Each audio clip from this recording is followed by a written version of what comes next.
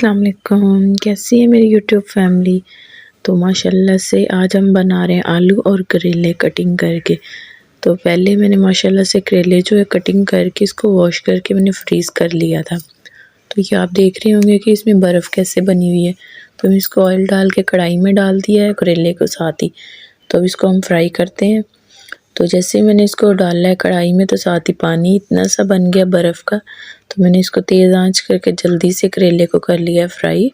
मैंने ऐसे ही इतना ही फ्राई करना है, ज़्यादा नहीं मैंने इसको करना। तो ये ग्रीन ग्रीन रहने दूंगी और साथ ही ये आलू भी डाल दिए मैंने जो कटिंग करके हमने रखे थे। आलू को भी मैंने इसी तरह फ्राई करना है। ऑयल बिल्कुल मैंने थोड़ा थोड़ा डालना है, बहुत ज़्यादा ऑयल में फ्राई नहीं करने।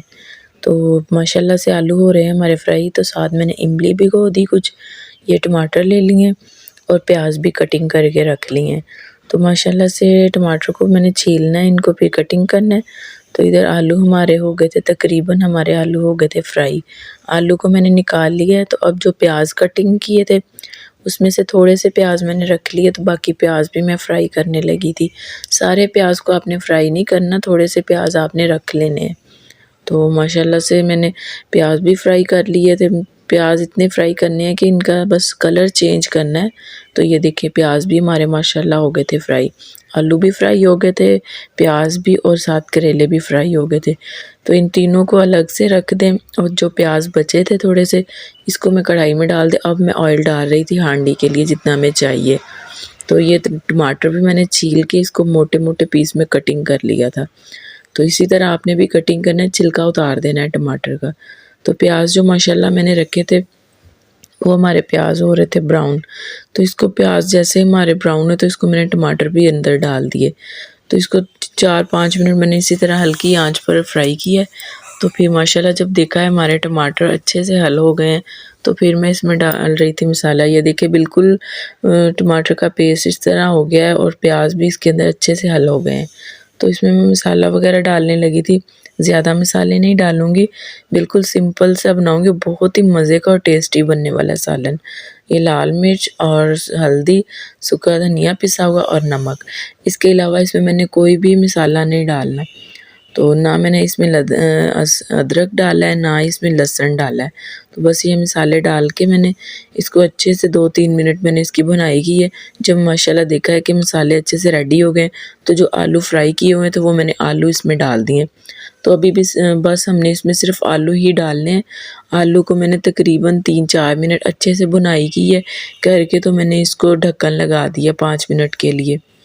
तो ये देखिए माशाल्लाह मैं इसको मिक्स कर रही हूँ। मिक्स करके मैंने इसको अच्छे से भुनाई की है इसकी। जब देखा है कि 2-3 मिनट अच्छे से मिक्स हो गए हैं, हल हो गए हैं, तो फिर मैंने इसके ऊपर ढक्कन लगा दिया आलू के ऊपर। तो माशाल्लाह से बहुत ही अच्छा सालन बनेगा और आप भी ज़रूर ट्राई कीजिएगा। ज़रा भी ये कड़वे नहीं बनते। तो माशाल्लाह अब मैंने ढक्कन खोला है तो आलू भी अच्छे से बिल्कुल मिक्स हो गए थे। अब मैं इसमें डाल रही थी प्याज जो फ्राई किए हुए थे, तो साथ ही इसमें मैं डाल रही थी करेले। तो माशाल्लाह से ये हमारा सालन बिल्कुल रेडी है। लेकिन मैंने इसको मिक्स करके 5-6 मिनट के लिए ढक्कन लगा दिया है। तो बहुत ही मज़े का सालन बनता है। आप लोग भी ज़रूर ट्राई कीजिएगा और जो भी इसी तरह सालन बनाता है आप मुझे कमेंट में ज़रूर बताएं कि आप किस तरह बनाते हैं। तो अभी मैंने इस सालन को मिक्स कर लिया, अब मैं इसके ऊपर ढक्कन लगा के रख रही हूँ सालन को। तो ये देखिए माशाल्लाह कितनी प्यारी लुक है सालन की। तो मैंने ढक्कन जैसे खोला है तो माशाल्लाह माशाल्लाह ये देखिए कितना अच्छा लग रहा है, यम्मी सा सालन। तो घर में तो सबको बहुत पसंद है और आप इस तरह ज़रूर ट्राई करें, पहले आलू को फ्राई करके। वैसे भी आप सालन बनाते होंगे, इस तरह भी आप ज़रूर ट्राई करके देखें।